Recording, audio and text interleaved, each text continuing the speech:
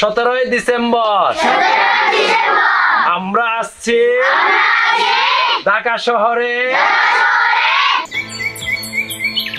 বান্দরবানের লামা উপজেলা সদর থেকে প্রায় ৩০ কিলোমিটার দূরে গজালিয়া ইউনিয়নের দুর্গম পাহাড়ে ম্রো শিশুদের জন্য গড়ে উঠেছে ব্যতিক্রমী এক স্কুল, নাম পাওমুম থারক্লা, বাংলা মানে নতুন কুড়ি। চলতি বছরের ৮ এপ্রিল স্কুলটি নিয়ে প্রতিবেদন ছাপা হয়েছিল কালের কণ্ঠের অবসরে পাতায়। শিরোনাম ম্রো পাহাড়ে আলোর মশাল। গ্রামবাসীকে সঙ্গে নিয়ে সেই শিশুরা এবার আসছে রাজধানী ঢাকায়।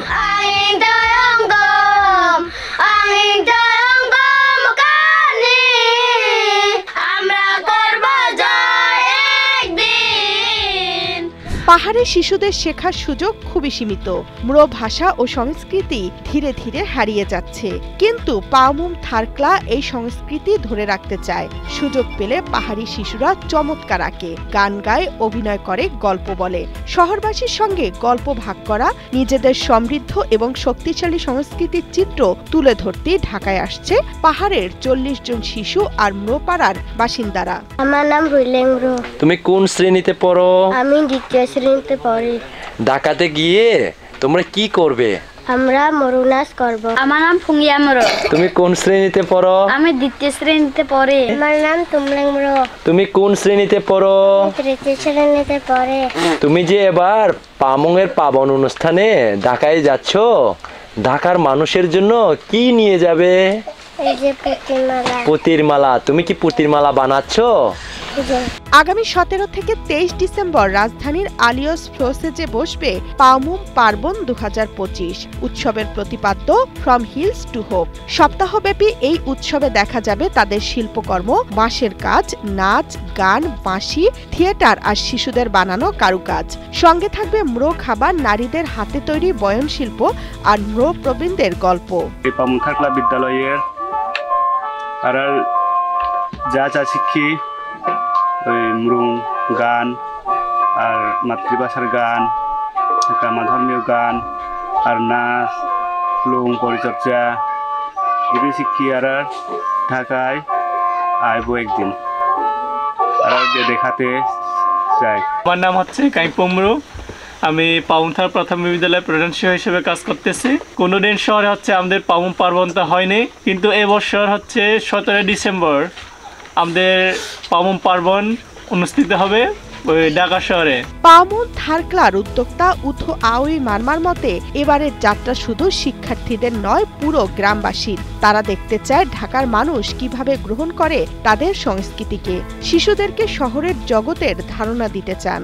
পাওমুম পাবন অনুষ্ঠান, যে অনুষ্ঠানটি হবে রাজধানী ঢাকা শহরে, এই শিশুদেরকে এবং এই শিশুদের বাবা মাদেরকে আমরা নিয়ে আসছি আপনাদের কাছে। তাদের অনেক গল্প, স্কুল গড়ে ওঠার পিছনের গল্প, অনেক চাপা কান্না হয়তো সেদিন আমরা আপনাদের মাঝে তুলে ধরতে পারবো এবং তুলে ধরতে চাই এই ম্রো শিশুদের অনেক কিছু। ২০১৬ সালে ফ্রিল্যান্সার শাহরিয়ার পারভেজ এবং স্থানীয় তরুণ উথো আওই মারমা সহ কয়েকজনের উদ্যোগে ম্রোপাড়ায় যাত্রা শুরু করে পাওমুম থারক্লা। পারভেজ বলেন, ১০ বছরের বেশি সময় ধরে পাহাড়ের ভাষা, শিক্ষা আর সংস্কৃতি বাঁচিয়ে রাখতে লড়াই করে যাচ্ছেন। এবারের উৎসবের উদ্দেশ্য শিশুদের জন্য স্থায়ী একটা তহবিল গড়া।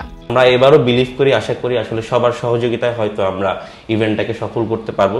আমাদের বাচ্চাদেরকে আমরা নিয়ে আসতে পারবো, তাদেরকে এই শহর ঘোরানো, এই শহরকে দেখানো, এই শহরের খাবার টেস্ট করা, আপনাদের সাথে পরিচয় করে দেওয়া। আপনারা অনেক বছর ধরে যারা পাওমুমে যেতে চাচ্ছেন, পারেননি, তাদের জন্য আমরা পাওমুমকে ঢাকায় নিয়ে আসছি যে আপনারা এক্সপিরিয়েন্স করুন। আপনাদের ভালোবাসায়, সহযোগিতায় আসলে 10 বছর ধরে আমরা কি করছি, সেখানে গল্পগুলো কি, সেই লোকগুলো কেমন আছে, তাদের স্বভাব চরিত্র, তাদের অজানা নানা গল্প, সেগুলোই আসলে আমরা প্রেজেন্ট করতে চাচ্ছি। আমরা কোনো প্রাতিষ্ঠানিক সহযোগিতা এখনো পাইনি। অনেকদিন ধরে আমরা চেষ্টা করেছি, অনেক প্রতিষ্ঠানের সাথে, অনেক ব্যাংকের সাথে, তো আদৌ ব্যাপারটা হয়ে ওঠেনি।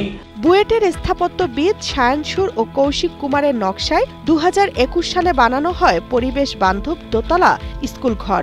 এখন সেখানে আশেপাশের 5টি পাড়ার প্রায় 68 জন মৃত শিশু পড়াশোনা করে। হোস্টেলে থাকে 30 জন, শিক্ষক আছেন 5 জন। শিশু থেকে 5ম শ্রেণী পর্যন্ত পড়ানো হয়, পাশাপাশি মৃত ভাষায় প্রাথমিক পাঠও দেওয়া হয়।